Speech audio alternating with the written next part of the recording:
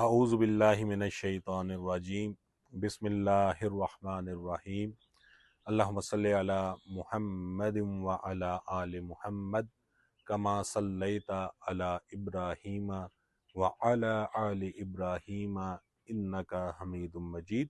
अल्लाहुम्मा बारिक अला मुहम्मदिन व अला आलि मुहम्मद कमा बारकता अला इब्राहीम व अला आलि इब्राहीम इन्नका हमीदुम मजीद। लाखों करोड़ों दुरूद व सलाम नबी पाक सल्लल्लाहु ताला अलैहि वालैहि वसल्लम की ज़ात बबरकात पर।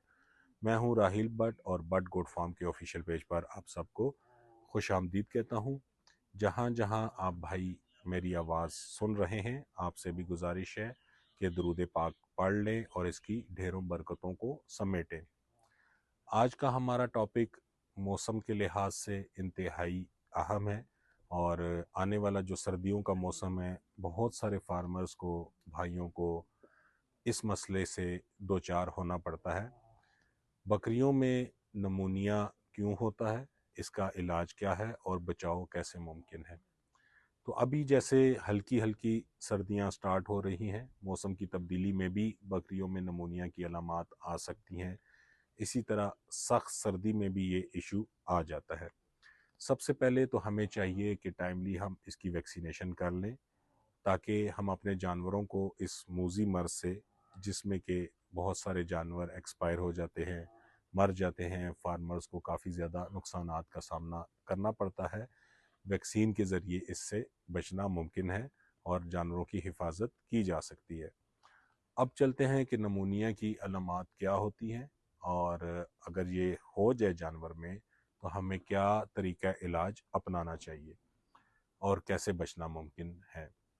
तो नमूनिया की अलामात जी, इसकी नाक से रतूबत आएगी, वो पीले रंग की भी हो सकती है और वो सफ़ेद रंग की भी हो सकती है। इसी तरह जानवर को खांसी होगी, बुखार 104 का होगा, उससे ज़्यादा भी हो सकता है। इसी तरह जानवर सर झुका के रखेगा, ठीक है, सर उठाएगा नहीं, दीवार से लगा के रखेगा, साइड पे खड़ा रहेगा और उसके बाल भी खड़े खड़े आपको महसूस होंगे।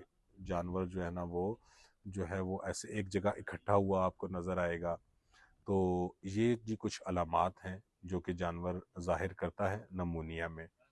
और इसके साथ साथ अगर ये फेफड़ों तक असर हो जाए तो फेफड़ों से सीटी की आवाज़ भी आना शुरू हो जाती है। तो ये कुछ अलामात आपको बताई हैं जिससे आप जानवर को देख सकते हैं कि इसको नमूनिया हो गया है। अब चलते हैं कि बचाया कैसे जा सकता है।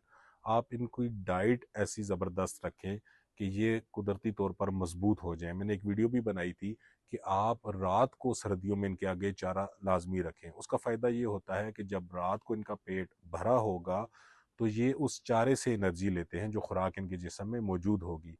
अगर इनके जिस्म में खुराक मौजूद नहीं होगी तो ये मसल से एनर्जी लेते हैं, जिससे इनके मसल्स कमज़ोर होते हैं और बीमारियों को हम खुद दावत देते हैं जब हमारे जानवर कमज़ोर होंगे। तो इस तरीके से आप अपने जानवरों को सर्दियों में खुराक दें कि रात को इनके सामने खुराक अवेलेबल रहे, ये अपनी ज़रूरत के मुताबिक खाते रहें और उससे हीट लेते रहें। अब आ जाते हैं कि नमूनिया हो गया है तो दोनों तरीका इलाज मैं आपको बता देता हूँ। अगर आप जो है वेट का यानी जानवरों की अद्वियात इस्तेमाल करना चाहें तो लॉन्ग एक्टिंग ऑक्सी टेट्रासाइक्लिन के इंजेक्शंस आप यूज़ कर सकते हैं। उसके साथ साथ बुखार के लिए मिलॉक्सी के आप यूज़ कर सकते हैं। मैंने जो बहुत शानदार रिजल्ट्स मुझे मिले हैं, मैंने पिछले दिनों एक वीडियो भी लगाई थी, एक भाई की बकरी का इलाज किया था, तो वो मैंने इंसानों वाला सेफ्ट्रेक्सोन इंजेक्शन यूज़ किया था। आप उसको मसल में भी इस्तेमाल कर सकते हैं, अगर आप वेन में लगा सकते हैं तो वेन में भी वो लगाया जा सकता है। तो नमूनिया में उसके बड़े शानदार रिजल्ट्स हैं। उसके साथ साथ आप एंटी एलर्जिक भी यूज़ कीजिए और साथ में बुखार के लिए भी कोई आप मेडिसिन जिसके अच्छे रिजल्ट्स आपको मिल रहे हों वो इस्तेमाल कीजिए। तो इस तरह नमूनिया से बचा भी जा सकता है और नमूनिया का इलाज भी किया जा सकता है।